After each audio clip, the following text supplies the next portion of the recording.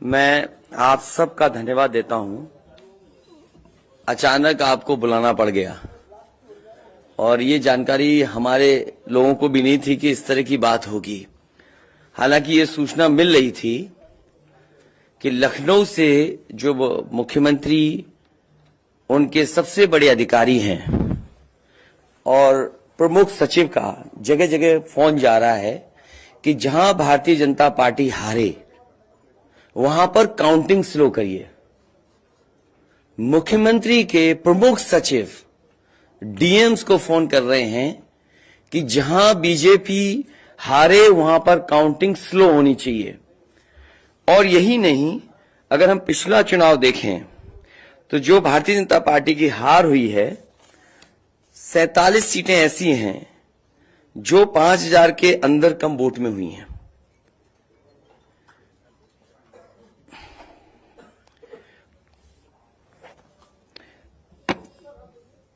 सैंतालीस सीटें ऐसी हैं पिछले चुनाव की जहां पर 5000 वोट के कम फासले से भारतीय जनता पार्टी जीती है। और जो आज देखने को मिला है बनारस में कि जहां ईवीएम्स ले जाई जा रही थी, एक ट्रक पकड़ा गया, 2 ट्रक लेकर के भाग गए। अगर सरकार चोरी नहीं कर रही थी, ये वोट की चोरी जो नहीं कर रही थी, तो कम से कम बताए कि एक गाड़ी रोक ली, पकड़ी गई, लाइव है, अभी भी हम लाइव देख सकते हैं। 2 गाड़ियां क्यों भागी? अगर कोई चोरी नहीं थी, प्रशासन ने, सिक्योरिटी ने इतना इंतजाम क्यों नहीं किया? इतनी फोर्स है, अभी इलेक्शन की फोर्स गई नहीं है यूपी से, तो आखिरकार अधिकारी क्यों नहीं कर रहे थे? क्या वजह है कि बिना सिक्योरिटी, बिना इतने इंतजाम के ईवीएम्स जा रही हैं? और ईवीएम्स के बारे में ये मानना है कि किसी भी वेयर हाउस में रखी हो या किसी भी स्ट्रांग रूम में रखी हो, तो बिना प्रत्याशी के जानकारी के आप मूव नहीं कर सकते हैं। अगर आपको ईवीएम्स को मूव करना है तो कम से कम जो प्रत्याशी चुनाव लड़ रहे हैं उनकी जानकारी में होना चाहिए। और सोचिए, मुख्यमंत्री आवास से प्रमुख सचिव, मुख्यमंत्री जगह जगह फोन कर रहे हो और डीएम्स को बता रहे हो। ये घबरा गए उसी दिन जिस दिन अखबारों में कुछ जगह आया कि कहीं पार्क की सफाई हो रही है, कहीं घर की सफाई हो रही है। और आप में से वो लोग हैं जो जमीन पर घूमे, जो जमीन पर चुनाव चल रहा है, वो भारतीय जनता पार्टी के खिलाफ था, जनता के अंदर नाराजगी थी। ये जो कल एग्जिट पोल आए हैं, मैं एग्जिट पोल पर बोलना नहीं चाहता था, लेकिन जो एग्जिट पोल आए हैं वो कहीं ना कहीं परसेप्शन ये क्रिएट करना चाहते हैं कि हां भारतीय जनता पार्टी जीत रही है, जिससे वो चोरी भी करें अगर, वो भी ना पता लगे कि हां चोरी हुई है। इसीलिए अगर हमने वोट दिया है, तो मैं अपने नौजवानों से, किसानों से और आम लोगों को कहूंगा कि उतनी हमारी जिम्मेदारी बनती है कि वोट को हम बचाएं। अगर वोट नहीं गिना जाएगा तो लोकतंत्र कहां जाएगा? और ये लोकतंत्र की आखिरी लड़ाई है। मैंने कई बार कहा कि उत्तर प्रदेश का चुनाव लोकतंत्र की आखिरी लड़ाई है। इसके बाद तो जनता को क्रांति करनी पड़ेगी, तभी बदलाव आएगा। इसलिए मैं अपने पार्टी के लोगों से और जो सच्चे ईमानदार, सच्चे सिपाही हों, सच्चे अधिकारी हों, सच्चे पत्रकार हों, कम से कम आगे आए और लोकतंत्र को बचाने के लिए खड़ा हों।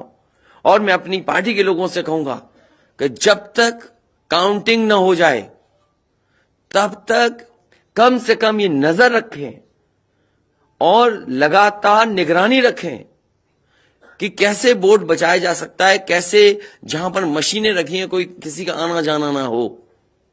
ये लोकतंत्र के लिए बहुत ही खतरे का समय है। जो दल हार गया, अब उसके बस में यही है जो अब करने जा रहे हैं।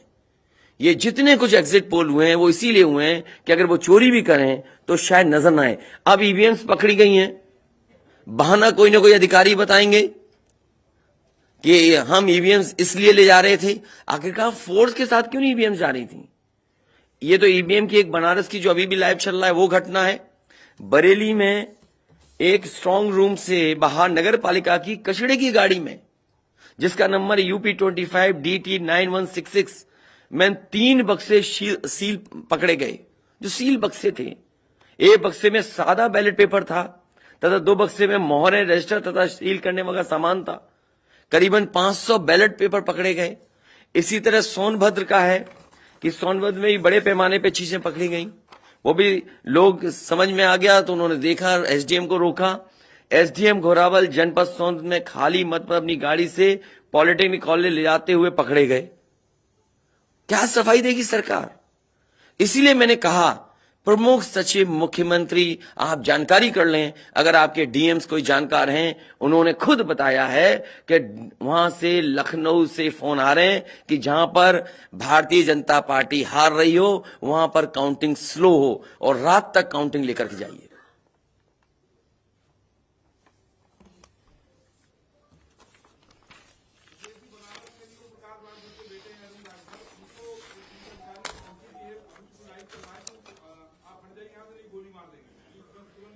तो मैंने आपसे कहा कि ये लोकतंत्र का आखिरी चुनाव है। इसके बाद तो जिस तरीके से आजादी के लिए लड़ाई लड़ी गई थी, उसी तरह की हमें और आपको क्रांति करनी पड़ेगी। मैं तो अपने नौजवानों से अपील करूंगा कि जहां किसान इतने साल बैठे रहे, तब सरकार झुकी। कम से कम 3 दिन लोकतंत्र के अखंड प्रहरी बनकर के ईवीएम्स को बचाएं और चुनाव को बचाएं। मैं किसी डीएम का इसलिए नहीं मानूंगा। डीएम कौन होता है? अगर प्रमुख सचिव मुख्यमंत्री फोन करेगा, डीएम क्या कर सकता है? डीएम की क्या हैसियत है? ये फिर जो प्रत्याशी लड़ने रहे थे, उनको आखिरकार डीएम ने क्यों नहीं बताया? डीएम अगर ये जवाब दे रहा है तो उस डीएम से पूछिए कि डीएम ये बताओ कि तुमने जो प्रत्याशी चुनाव लड़े थे उसके बारे में क्यों नहीं बताया उन प्रत्याशियों को? ये डीएम आखिरकार किसके नीचे काम कर रहे हैं? और बनारस जैसी पोस्टिंग किसी डीएम को मिली होगी, इस डीएम को मैं भी जानता हूं। जब पहली पोस्टिंग मैंने मुजफ्फरनगर दी थी, मैं नहीं जानता हूं ये डीएम कौन है, किसकी सिफारिश पे ये मुजफ्फरनगर पहली बार गया था। बेईमानी करा रहा है ये डीएम। और जवाब ये डीएम का कि ट्रेनिंग के लिए जा रहे हैं। तो आखिरकार पॉलिटिकल पार्टीज को क्यों नहीं जानकारी दी? क्या जवाब है उनके पास इसका? और जब बाकायदा गाइडलाइन लिखी हुई है यहां पर कि आप ईवीएम्स का मूवमेंट नहीं कर सकते, आप कैसे ईवीएम का मूवमेंट कर रहे हैं? आप पूछिए जो दिया बयान। अरे भाई, मैं तो कह रहा हूं किसी, आपने जो पॉलिटिकल चुनाव लड़ रहे हैं उनके बारे में क्यों नहीं बोल रहे हैं आप? और आप भी डीएम की बात को मानते हो। वो वर्जन इसलिए बोल रहे हैं क्योंकि सरकार एक भाषा बोलेगी, ऊपर से नीचे तक भाषा एक बोलेगी। आप बताइए, जब समाजवादी सरकार का चुनाव था, इलेक्शन कमीशन ने जो शिकायत की उस अधिकारी को हटाया गया? आज इलेक्शन कमीशन ने किसी अधिकारी को हटाया हो? एक अधिकारी अगर इलेक्शन कमीशन हटाया हो तो बता दो। मुझे कोई उम्मीद नहीं। इसीलिए मैं कह रहा हूं कि लोगों को लड़ना पड़ेगा। अगर लोकतंत्र बचाना है तो कहीं ना कहीं तैयारी करनी पड़ेगी लोकतंत्र बचाने के लिए। जो गाइडलाइन है, आज जो बैलेट पेपर पकड़े गए हैं सोनभद्र में, जो बैलेट पेपर पकड़े गए हैं आपके बरेली में, जिस तरह ईवीएम्स को ले आया जाता है, ये सवाल बड़ा है। अधिकारी वही भाषा बोलेंगे जो उनको बोलने के लिए सरकार कहेगी। वो नहीं चाहते कि ओम प्रकाश राजभर जी, क्या भूल गए? इलेक्शन कमीशन याद नहीं है? ओम प्रकाश राजभर जी नॉमिनेशन के लिए गए, इनको अपमानित नहीं किया गया? क्या प्रशासन कार्रवाई कर रहा था? स्वामी प्रसाद मौर्य जी के साथ क्या व्यवहार हुआ? कोई भूल जाएगा इन बातों को? और चुनाव भर में क्या भाषण थे, क्या भाषा का इस्तेमाल था? हर जगह डराने का काम जनता को। ये अलग बात है, कम से कम इलेक्शन कमीशन को ये देखना चाहिए। खुलेआम जनता देख रही है, आज के जमाने में लाइव है कि किस तरीके से ईवीएम्स को ले आया जा रहा था। चुनाव आयोग को सबसे पहले जिलाधिकारी बनारस पे कार्रवाई करनी चाहिए कि आखिरकार उसने किसी को कॉन्फिडेंस में क्यों नहीं लिया। अगर मशीनें जा रही थी तो प्रत्याशियों को क्यों नहीं बताया गया? पॉलिटिकल पार्टीज को क्यों नहीं जानकारी दी गई? अगर ये गाइडलाइन में है कि नहीं है इलेक्शन कमीशन के? आप ईवीएम्स को एक जगह से दूसरी जगह मूव करा रहे हैं, आखिरकार इसके लिए जिम्मेदार कौन है? आप ईवीएम लेकर जा रहे हैं, अब 2 दिन की बात है, काउंटिंग होनी है।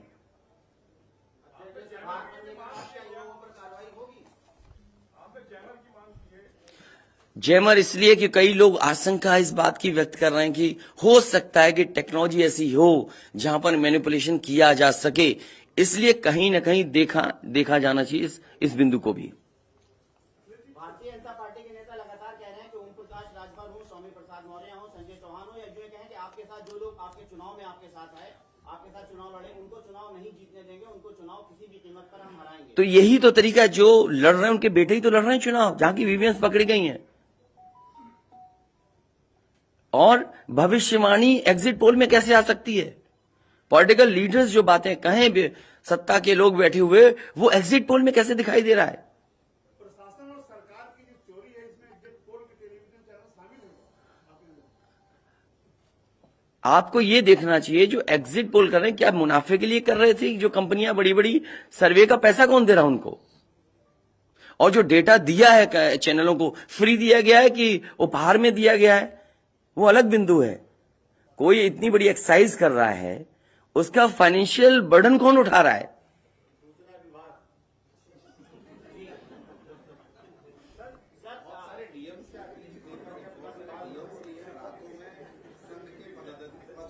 ये तो बातें, ये सच कह रहे हैं आप। जो बात, ये जो सवाल के रूप में जानकारी दे रहे हैं, ये सच्चाई है। जो आप सवाल के रूप में दे रहे हैं, ये सच्चाई है। आप बताइए, इनके साथ गलत व्यवहार हुआ, क्या कार्रवाई की प्रशासन ने? वीडियोज हैं सबके। जब ये नॉमिनेशन के लिए गए आप, क्या वीडियो अवेलेबल नहीं है? क्या कार्रवाई हुई उसमें? स्वामी प्रसाद मौर्य जी के ऊपर जो अटैक हुआ, उसमें क्या कार्रवाई हुई? मेरे क्षेत्र में जो प्रत्याशी चुनाव लड़ने आया, तो उसने अपने आप अपनी गाड़ी तोड़ी, अपने आप गाड़ी तोड़ी खुद की, और आरोप लगाए समाजवादियों पर।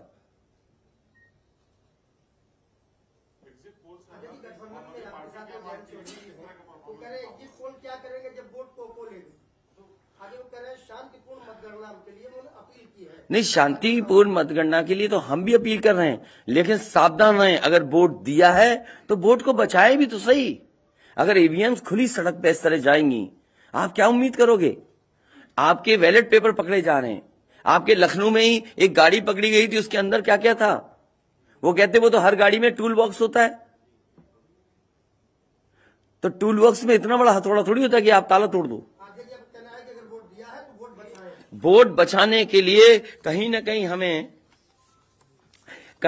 हमें एक अखंड प्रहरी की तरह काम करना पड़ेगा। और अगर हमारे किसान इतने दिनों बैठ सकते हैं, अब तो 3 दिन की बात है, 3 दिन तो बैठना ही पड़ेगा, नहीं तो ये प्रशासन के लोग बैठ करके चोरी करा देंगे। और मामूली चोरी है वोट की, ये लोकतंत्र के साथ है। लोगों को ये भूलना नहीं चाहिए आपके पड़ोसी देशों में क्या हो रहा है। इसलिए मैं ये भी गाइडलाइन पढ़ना चाहता हूं कि जो ईवीएम के मूवमेंट के लिए जो मुझे जानकारी मिली है, वो मैं आपसे पढ़ना चाहता हूं कि all polled EVMs and all reserve EVMs after the poll shall be under cover of arm police at all times. Reserve EVMs should also be returned at the same time when the polled EVMs are returned at the receipt center. Reserve EVMs shall not be kept in the strong room meant for polled EVMs. They shall be kept in another strong room meant for keeping reserve EVMs. It must be ensured that all reserve EVMs are also deposited in the strong room meant for reserve EVMs at the same time when the polled EVMs are deposited in the strong room meant for the polled EVMs. तो EVMs के लिए बिल्कुल clear कहा गया है कि कैसे क्या होना है। और वही जांच भी कौन करेगा? अगर डीएमई जांच करेगा तो क्या उम्मीद करोगे आप उसके लिए? इसके आगे जो पॉलिटिकल पार्टी हम तय करेंगे क्या करना है। अगर हमें कोर्ट का भी सहारा लेना पड़ेगा, लेकिन उससे पहले हम अपने पार्टी के कार्यकर्ता नेताओं और जो हमारे सच्चे पत्रकार, सच्चे पुलिस फोर्स में लोग हैं या वो लोग हैं, उनसे भी मेरी अपील होगी कि कम से कम लोकतंत्र को बचाने के लिए आगे आए। कोर्ट से पहले मैं आप लोगों के माध्यम से अपील करना चाहता हूं, ऐसे तमाम लोग जो लोकतंत्र को बचाना चाहते हैं वो कम से कम आगे आए।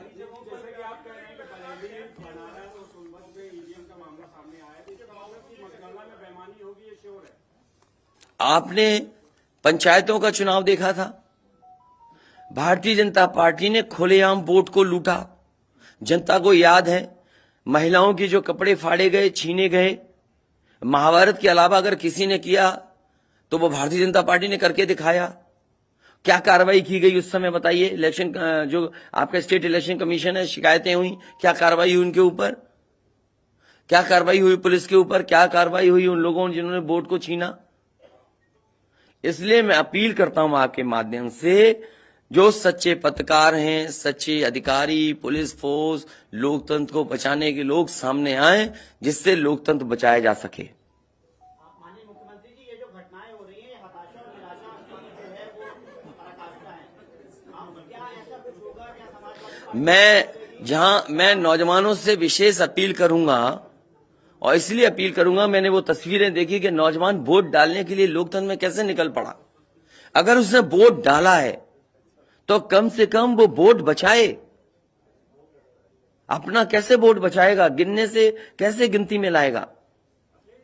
और ये कोई ये मामूली घटना नहीं है। जो लोग लोकतंत्र पर भरोसा करते हैं उनके अंदर आक्रोश होगा, ऐसा नहीं है कि गुस्सा नहीं होगा उनके अंदर। इसीलिए मैंने कहा कि 5,000 के अंतर में सीटें जो जीती गई थी भारतीय जनता पार्टी की, वो 47 हैं। और मैंने इसीलिए कहा कि प्रमुख सचिव, मुख्यमंत्री, जिलाधिकारियों को फोन कर रहे हैं कि काउंटिंग स्लो की जाए। और बैलेट के लिए हम लोगों ने अपने प्रत्याशियों को और जो एजेंट्स हैं हमारे इलेक्शन एजेंट्स, उनको समझाया है कि बैलेट को किस तरीके से काउंट करना है, कैसे रखे जाएं, उन सब को समझाने का काम किया है। और आप में से जो लोग बनारस गए होंगे वो जानते होंगे कि बनारस साउथ समाजवादी पार्टी जीत रही है, अयोध्या समाजवादी पार्टी जीत रही है। ये घबराहट है बीजेपी को। पवन पांडे जीत रहा है, ये घबराहट है। किशन दीक्षित जीत रहा है, ये घबराहट है बीजेपी को। नहीं, वो अलग बात है, पान भी खाया। और भाषा नहीं देखी आपने? क्या प्रवक्ता की बात करते? कौन है ये चीज प्रवक्ता? कोई प्रवक्ता की बात नहीं करेंगे। क्या प्रवक्ता उठा लाए आप किसी गली मोहल्ले से? क्या प्रवक्ताओं की बात करते हैं आप? इतने सीनियर जर्नलिस्ट बनते हो आप अपने आप को। ये मामला सीरियस है, क्या प्रवक्ता बताएगा? इलेक्शन कमीशन क्यों नहीं बता रहा? ये खुलेआम ईवीएम्स घूम रही हैं।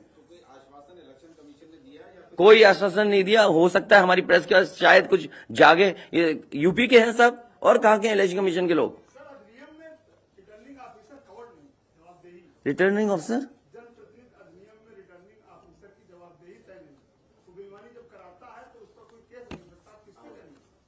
अब ये तो हमें भी जानना पड़ेगा कि क्या करें। इसीलिए मैंने कहा कि हम तैयारी से रहिए। ऐसे तो किसी पे कार्रवाई नहीं कर सकते। हाँ, जिम्मेदारी तो अच्छा इलेक्शन कमीशन की जिम्मेदारी है कि निष्पक्ष चुनाव। इतना बड़ा कमीशन, हम क्यों कह रहे हैं कि इलेक्शन कमीशन की जिम्मेदारी है? क्यों उसको इंडिपेंडेंट बनाई गई ये बॉडी?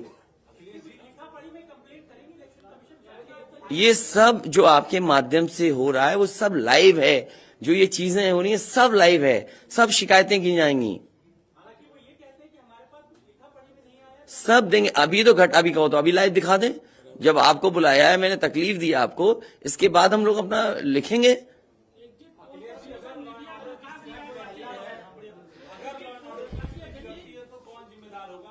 इलेक्शन कमीशन जिम्मेदार है इसके लिए। ईवीएम्स खुलेआम जा रही हैं, बैलेट पेपर कूड़े के डब्बे में पकड़े जा रहे हैं, गाड़ी का नंबर हम बता रहे हैं आपको, एसडीएम लेकर के जा रहा है।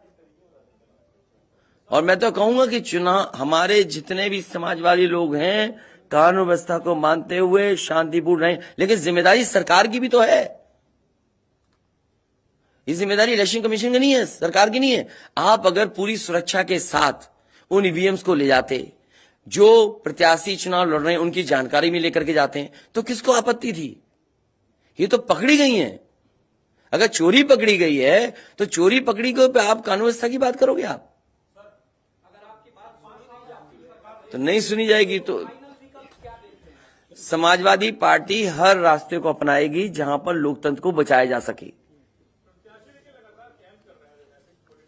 वो जरूरी है। जहां जहां चुनाव हुए हैं, बंगाल में, तमिलनाडु में या किसी भी प्रदेश में, प्रत्याशी और उनके लोगों ने जगह जगह बैठ करके दिन रात पहरा दिया है। अखिलेश जी, निष्पक्ष तरीके से अगर चुनाव होता है तो समाजवादी पार्टी कितनी सीटें आने की उम्मीद है? मैं अभी भी कह रहा हूं, टारगेट हमारा फिक्स था। हमारा गठबंधन 300 के करीब पहुंच जाएगा।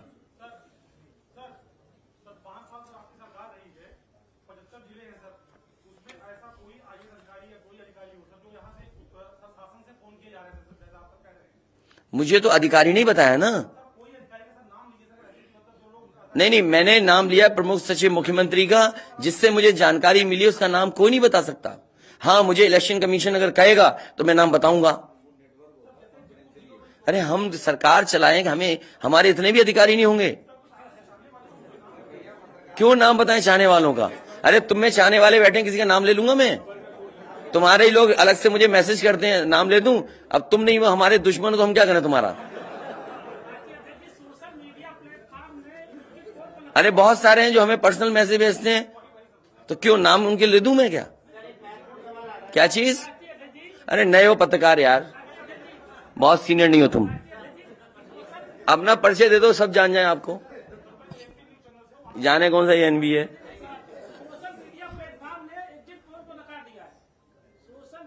इसीलिए मैं कह रहा हूं आपसे कि एग्जिट पोल है कि जो चोरी करी जाए उसको ढका जा सके।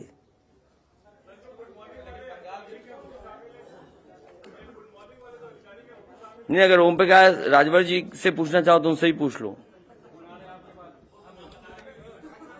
केवल ईवीएम पर, क्योंकि इनकी विधानसभा का मामला है, इनकी विधानसभा का इशू है।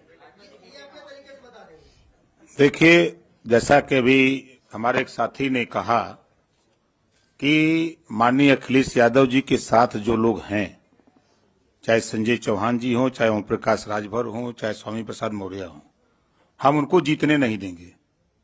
आप ही की तरफ से आया ना बात? आप ही नहीं, ये पूरे प्रदेश में गूंज रही है बात। और भारतीय जनता पार्टी हम लोगों के गठबंधन से घबरा गई है और बनारस जैसे प्रधानमंत्री जी अपनी इज्जत बचाने के लिए गली गली घूमे हैं। ये मैं कह रहा हूं, गली गली घूमे हैं। जिलेवार 75 साल की आजादी में 70 साल से उठ पड़ रहा है। पहले हमारे देश के प्रधानमंत्री हैं जो जिलेवार रैली किए हैं। अगर गलत कह रहा हूं तो बताओ। पहले प्रधानमंत्री हैं और पहली बार मैं देख रहा हूं इतनी बड़ी दुश्मनी।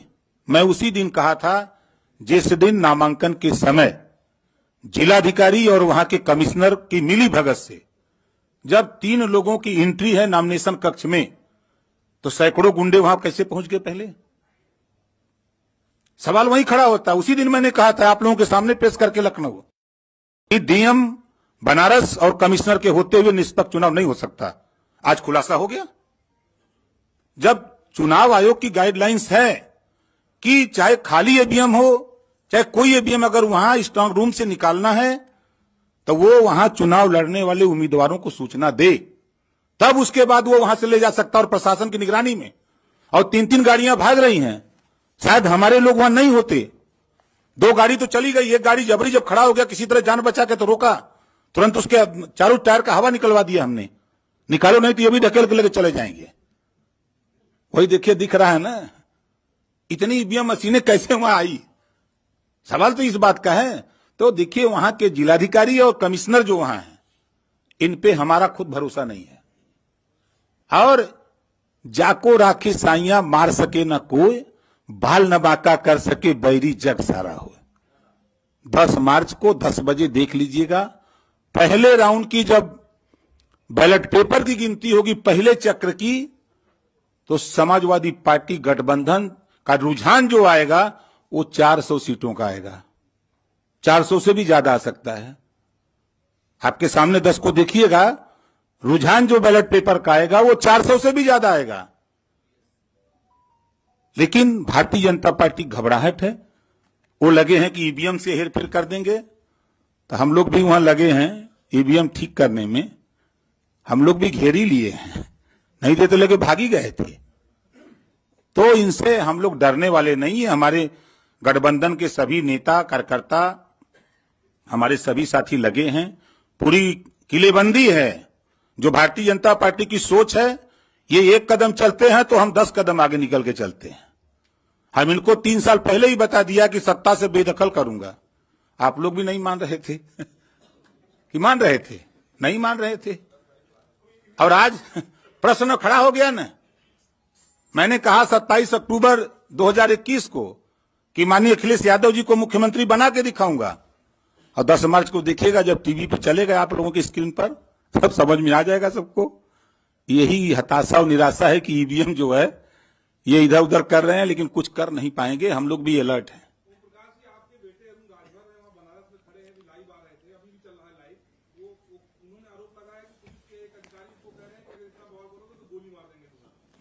देखिए, धमकाइयां चमकाइयां न पाइयां तो भाग जाइया ठीक है। ये क्या गोली मारेंगे? वो अपने झंखे दरोगा या सीओ, कोई भी अधिकारी जो ये कह रहा है वो अपने पहले झंखे। वो जिस दिन गोली मारेगा वो कहां रहेगा? धरती पर न रहेगा। ये ओम प्रकाश राजभर है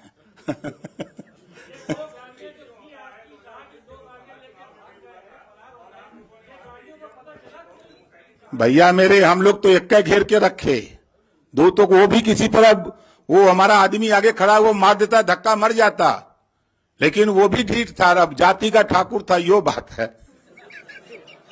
हेमंत सिंह नाम है। अब वो लौट गया, वही कहे चढ़ा दो गाड़ी। और जो गाड़ी रुकी तब तक उसके साथ 4 लोग थे, तो पहले साइकिल से गाड़ी का हुआ निकाले कि कहीं ठेल के आगे न बढ़ा दें, तब जाकर के ईवीएम का खुलासा हुआ है। साफ पूरी होगी, आप देखिएगा ना। आप लोग चिंता मत करिए, चिंतन करिए।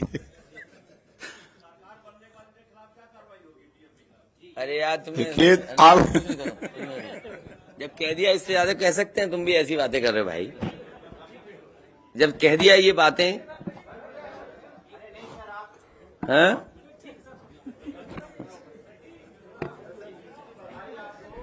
नहीं, अभी मत जीत की बधाई दो।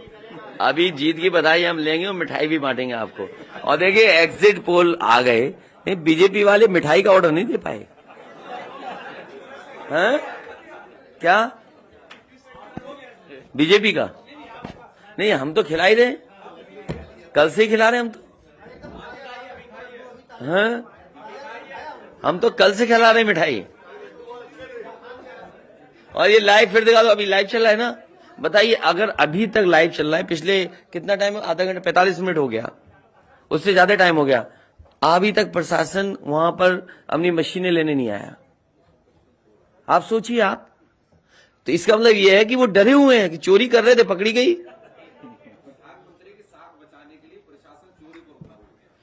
आप देखिए ना, अगर मान लीजिए हम और आप यहां बैठ करके देख रहे हैं, अगर वो चीज लाइव हो रही है तो दुनिया में देखी जा रही होगी।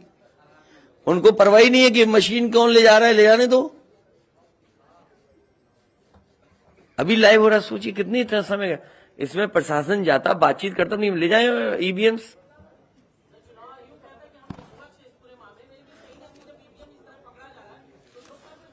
इसीलिए तो मैं कहता हूं, सच्चे पत्रकार भी हमारी मदद करें, सच्चे अधिकारी मदद करें, सच्चे जो लोग हैं, जो अगर आज नहीं तो कल अफसोस होगा। इसीलिए जो लोग लोकतंत्र बचाना चाहते हैं वो सब आगे आए।